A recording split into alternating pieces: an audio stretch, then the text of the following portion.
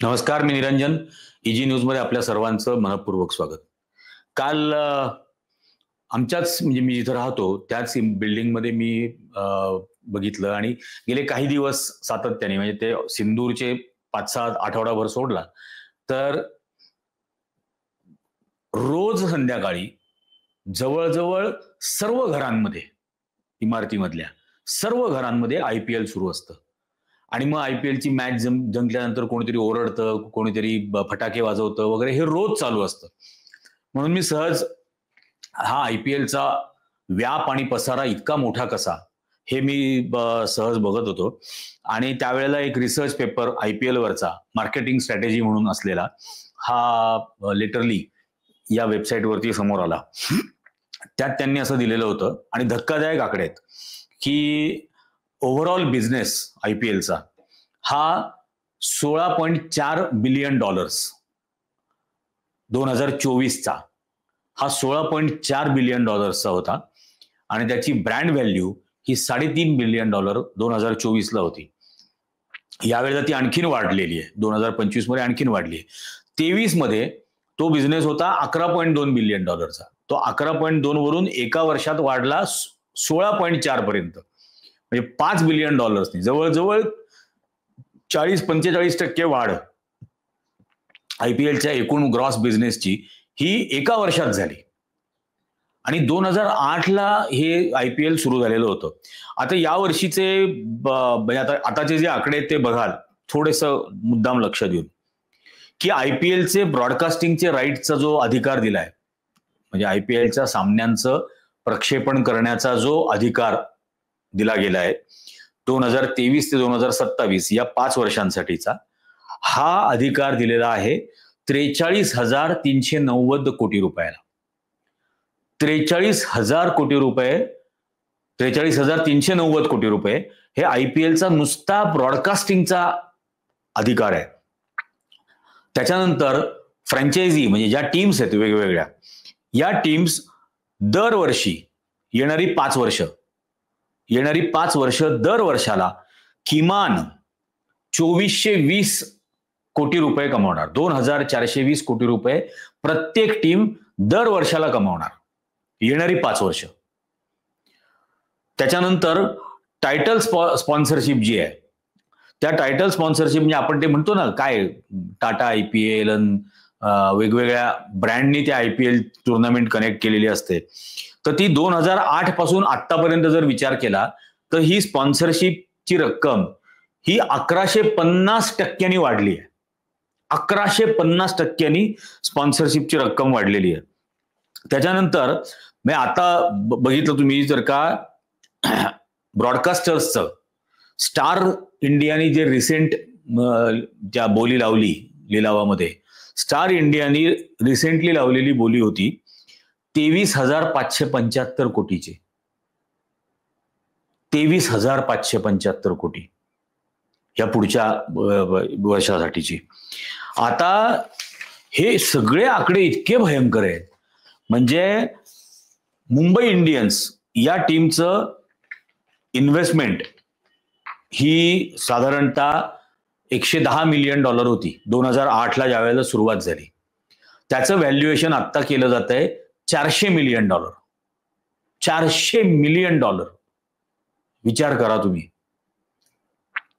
त्याच्यानंतर Chennai super Kings $75 million होतं, ते आता $400 मिलियन त्यांची मार्केट व्हॅल्यू कन्सिडर केली जाते. कलकत्ता नाईट रायडर्स $90 मिलियन होतं, ते आता $300 मिलियन. म्हणजे पुन्हा मुद्दाम सोपं करण्यासाठी सांगतो, $1 दशलक्ष म्हणजे $1 मिलियन. आता $1 मिलियन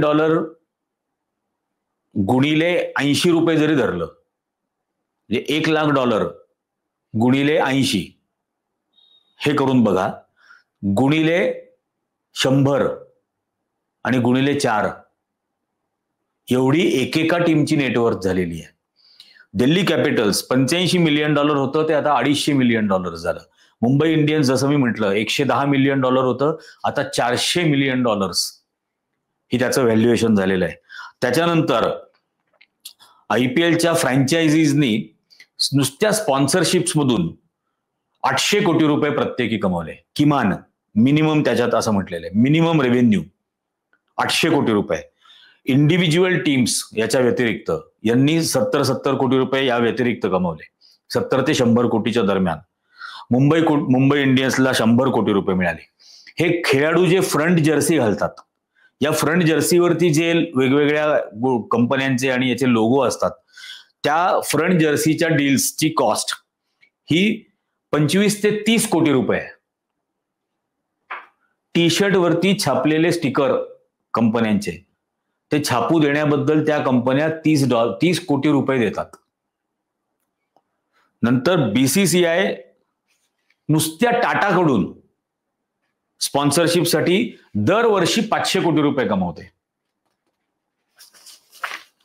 आता याच्या तुलनेमध्ये म्हणजे माझ्या मनात असं आलं की म्हणजे बीसीसीआयनी गेल्या वर्षी 5120 कोटी रुपये कमवले. गेल्या वर्षी म्हणजे 2023 साली IPL मधून 5120 कोटी रुपये कमवले. एकूण उत्पन्न त्यांचं 11,770 कोटी रुपये होतं 2023 साली.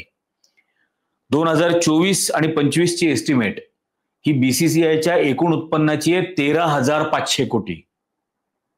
13,500 कोटी रुपये बीसीसीआयचं उत्पन्न असणार आहे 2025 मधलं. 24 मधलं होतं 12,000 कोटी. त्याच्यानंतर बीसीसीआयला चॅरिटेबल ट्रस्ट म्हणून 0 इन्कम टॅक्स लागतो. बीसीसीआयला कुठल्याही प्रकारचा इन्कम टॅक्स लागत नाही. ते अंडर चॅरिटेबल ट्रस्ट म्हणून एक्झेम्पशन घेतात. आता ते काय चॅरिटी करतात बीसीसीआय आपल्याला माहित नाही. भारतावरती एवढी मोठी महामारी येऊन गेली, बीसीसीआयनी एक मास्क तरी दिला का कोणाला, या देशातल्या नागरिकांना? एक मास्क 50 रुपयाचा.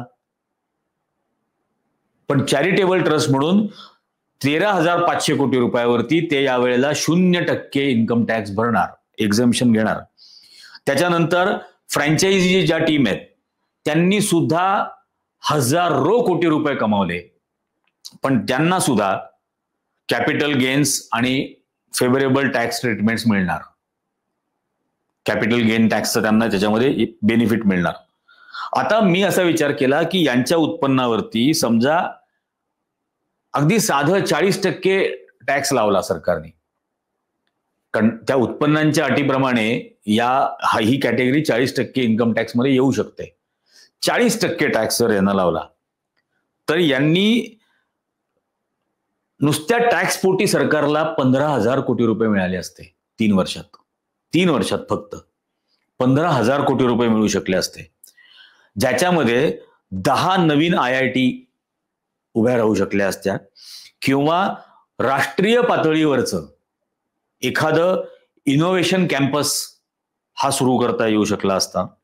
फ्रँचायझीसचा जो प्रॉफिट आहे, या टीम्सला जो मिळणारा प्रॉफिट आहे 800 कोटी ते 1200 कोटीच्या आसपास आतापर्यंत, आणि आता यापुढे 2420 कोटी रुपये दरवर्षी, याच्यावरती साधारणतः 400 कोटी रुपयाच्या आसपास टॅक्स मिळू शकला असता.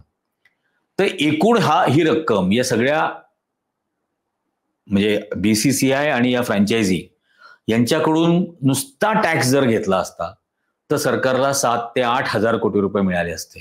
7 ते 8 हजार कोटी रुपये सरकारला याच्यामध्ये मिळू शकले असते. आता आणखीन एक गोष्ट तुम्हाला सांगतो.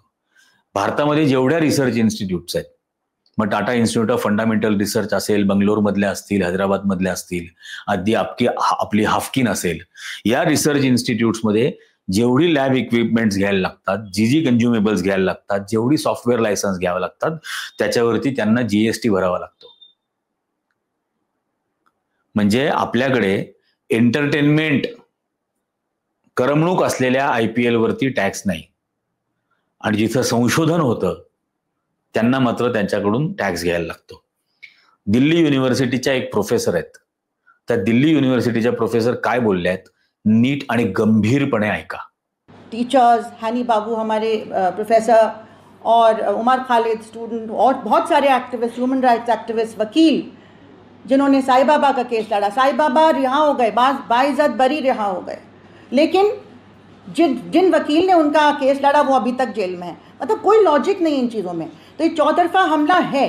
लेकिन इस हमले में जैसे हम यूनिवर्सिटीज़ में देख रहे हैं, और एक इशारा लक्ष्मण ने किया था इसकी तरफ कि जैसे हमारी यूनिवर्सिटी है, अब हमको सिलेबस बनाने का भी हक नहीं है। कमिटी ऑफ कोर्सेज कुछ भी कहे, डिपार्टमेंट कुछ भी कहे, साइकोलॉजी डिपार्टमेंट कहता है कि हमें कॉन्फ्लिक्ट पढ़ना पड़ता है, मतलब that's an area of study, लेकिन उसमें कुछ लोग जो राइट विंग के नुमाइंदे बन गए हमारी एकेडमिक काउंसिल वगैरह में और यूनिवर्सिटी ऑफिशियल्स, वो कहते हैं कि नहीं, कश्मीर कॉन्फ्लिक्ट को सिलेबस से बाहर करो, आपको पता ही नहीं चलना, स्टूडेंट को पता ही नहीं चलना चाहिए क्या क्या रहा है कश्मीर कॉन्फ्लिक्ट के बारे में, उसकी हिस्ट्री क्या है।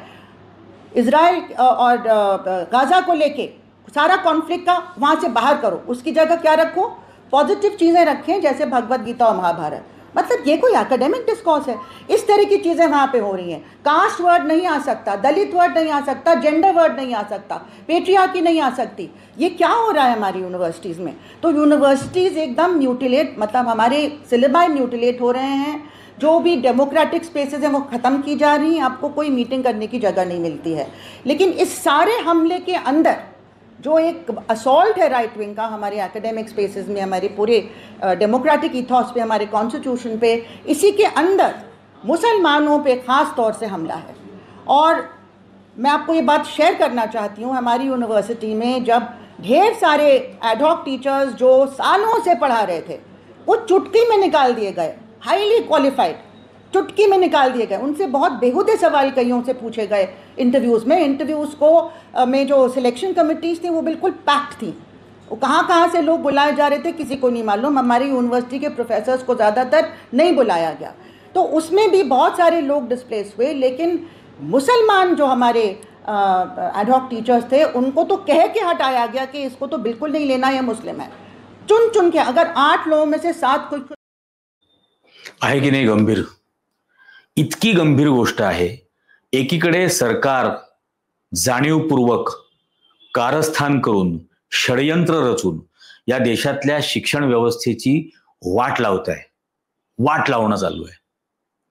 आणि दुसऱ्या बाजूला लोकांना करमणुकीमध्ये कसं गुरफटवून ठेवलं जात आहे, करमणुकीमध्ये कसं गुंतवून ठेवलं जात आहे, हे तुम्ही याच्यामध्ये बघा। आणि ही लोकांची करमणूक करून हे नीता अंबानी सारखे आणि बाकीचे सगळे फ्रँचायझी शेकडो हजारो कोटी रुपये दर वर्षाला कमावणार, पण ह्या 1000 कोटी रुपयामधला एक अंश सुद्धा जो त्यांनी खरं तर टॅक्स म्हणून भरायला हवा तो सुद्धा वसूल करायचा नाही, तो त्यांना मिळू द्यायचा आणि देशातल्या शिक्षण व्यवस्थेची मात्र अशी वाट लावायची। हे जाणीवपूर्वक षडयंत्र भारतीय जनता पक्ष आणि RSSची विचारसरणी करते आहे। कारण या देशातल्या बहुजनांनी जर शिक्षण घेतलं तर यांचा मनुवाद तुमच्या ओराड्यावर नाचू शकणार नाही, आणि म्हणून हे ठरवून षडयंत्र केलं जात आहे। कृपा करून या सगळ्या गोष्टींचा गांभीर्याने विचार करा आणि आपल्या मुलांना जर या मूर्ख त्या टेलिव्हिजनच्या समोर IPLच्या मॅचेस बघण्यासाठी नाही बसवलं तर यांच्या बापाला सुद्धा अशा प्रकारचा ब्रॉडकास्टिंग रेव्हेन्यू मिळणार नाही। त्यामुळे खरोखर सांगतो, ही करमणूक नको। तुमच्या मुलांच्या बाळांच्या भवितव्याशी खेळ करणारा हा उद्योग आहे आणि म्हणून या उद्योगाला विरोध प्रत्येकाने केला पाहिजे। शेवटी आपल्या पोराबाळांच्या भवितव्यासाठी आपण सगळं करत असतो आणि त्याची जर का अशी नायनाट केला जात असेल शासकीय धोरणानुसार तर याला विरोध करणं आणि आपापल्या परीने आपापल्या घरातला टीव्ही IPLच्या मॅचेसच्या वेळेला स्ट्रिक्टली बंद करून टाकणं हा त्याच्यावरचा पर्याय आहे। आणि हा पर्याय आपल्या सगळ्यांना एक ना एक दिवस अवलंबन याचं करावं लागेल। रिसर्च या एका विषयावरती, म्हणजे मुद्दाम ती पण मी आकडेवारी शोधून काढली की भारत रिसर्च याच्यासाठी एका वर्षामध्ये $15 बिलियन खर्च करतो। $15 बिलियन रिसर्च संशोधनासाठी म्हणून खर्च केले जातात। आणि दुसऱ्या बाजूला चीन हा एका वर्षाला रिसर्चसाठी $496 बिलियन खर्च करतो। आपण $15 बिलियन आणि चीन $496 बिलियन खर्च करतो। 30-35 पट जास्त भारतापेक्षा। याचा कारण चीनमध्ये राज्यकर्ते लोकांच्या पैशाची उधळपट्टी अशा करमणुकीच्या फडतूस गोष्टींवरती होऊ देत नाहीत। ते लोकांचा पैसा हा लोकांच्याच प्रगतीसाठी जगातल्या सर्व देशांनी रिसर्चमधून, विज्ञानामधूनच प्रगती साध्य केलेली आहे. भारतामध्ये मात्र विज्ञानाचा गळा दाबला जातोय, रिसर्चचा गळा दाबला जातोय आणि तो सगळा पैसा करमणुकीसाठी उधळायला लोकांना भाग पाडला जात आहे. कारण गुरफटून राहतात ना त्यात. मग ऑपरेशन सिंदूर संपल्याबरोबर IPLच्या मॅचेस सुरू होतात, किंवा ऑपरेशन सिंदूरचं यश अपयश, ते 4 अतिरेकी जे लापता आहेत ते, त्याच्याबद्दल कोणी प्रश्नच विचारू नये. काम धाम करून संध्याकाळी कॉलेज विलेज मधून ट्युशन करून घरी पोरं परत आली की बसली पाहिजे बावटासारखी त्या टेलिव्हिजनच्या समोर IPLच्या मॅचेस पाहायला. हे षडयंत्र आहे आणि हे इतकं हजारो कोटी रुपयाचं षडयंत्र आहे. तुमच्या माझ्या खिशातला पैसा शेवटी इकडे जातोय, याचा खरोखर गंभीर होऊन विचार करा. आजच्या भागामध्ये इतकंच, पण लोकांचे डोळे उघडण्यासाठी म्हणून हा व्हिडिओ जास्तीत जास्त लोकांपर्यंत पोहोचवा. जास्तीत जास्त जणांना हा व्हिडिओ लाईक करायला सांगा आणि सर्वांना हे चॅनल सबस्क्राईब करायला सांगा. तुमच्या हिताची गोष्ट ही कायम आम्ही बोलत राहू. आजच्या भागामध्ये इतकंच.